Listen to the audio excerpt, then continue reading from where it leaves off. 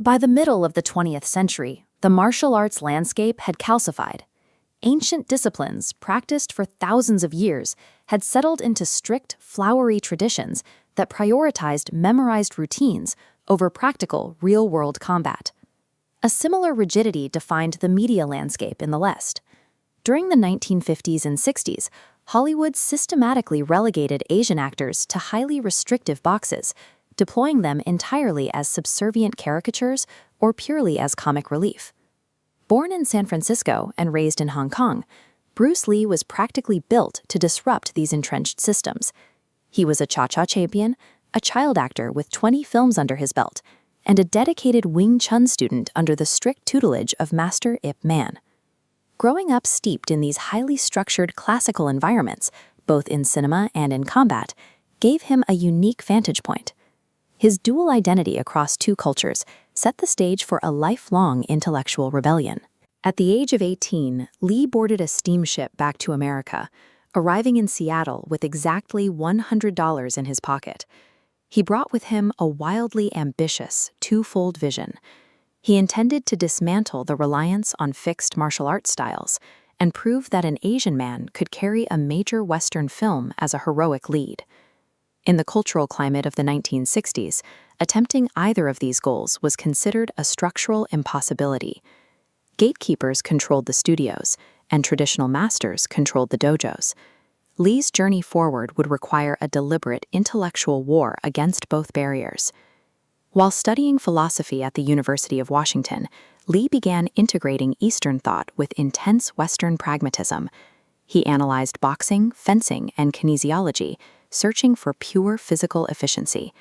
His unorthodox approach and his willingness to teach kung fu to non-Chinese students invited severe backlash from traditionalists.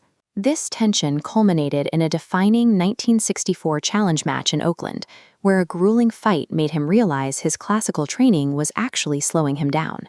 His solution was the creation of Jeet Kune Do, translated as the way of the intercepting fist. It was a style of no style that rejected strict stances in favor of absorbing what was useful, rejecting what was useless, and adding what was uniquely his own.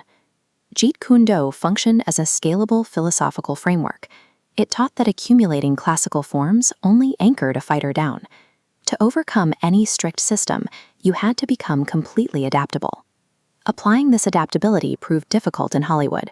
Despite earning a breakout role as Kato on The Green Hornet, studio executives explicitly rejected him for lead roles, stating plainly that an Asian leading man was too much of a business risk for mainstream audiences.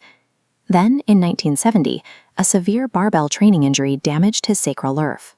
Doctors ordered complete bed rest, declaring he would never practice martial arts again. Stripped of his physical mobility, Lee adapted.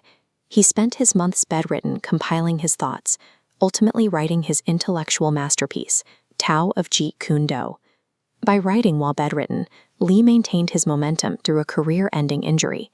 It was his first major test of applying his be water philosophy to a non-combative crisis, finding a way to remain productive even when his physical form was trapped. Since American studios continued to view him as a business risk, Lee relocated to Hong Kong to build a career as a primary star, seeking the leverage he lacked in Los Angeles. With his newfound leverage, he demanded absolute creative control for his next project, Way of the Dragon. He would write, direct, produce, and star in the film. For the climax, he staged an audacious act of cinematic rebellion.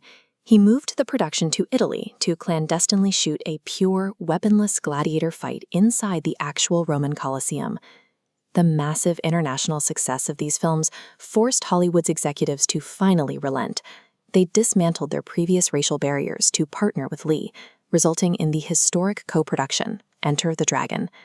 Tragically, Bruce Lee would never see the global superstardom his final film achieved.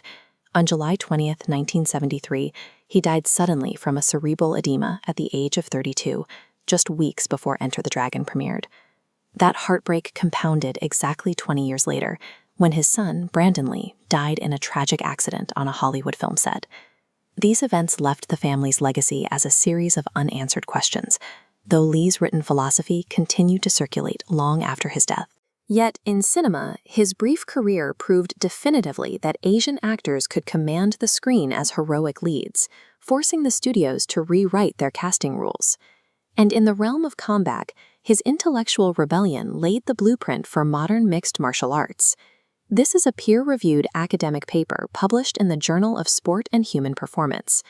This research documents how discarding strict forms to combine combat disciplines originated directly with Bruce Lee.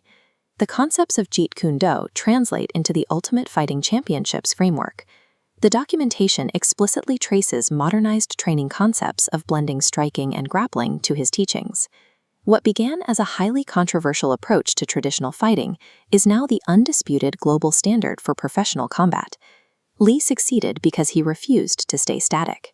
He survived professional rejection and physical injury by adopting the fluidity he preached, proving that formlessness is the ultimate tool for overcoming a rigid world.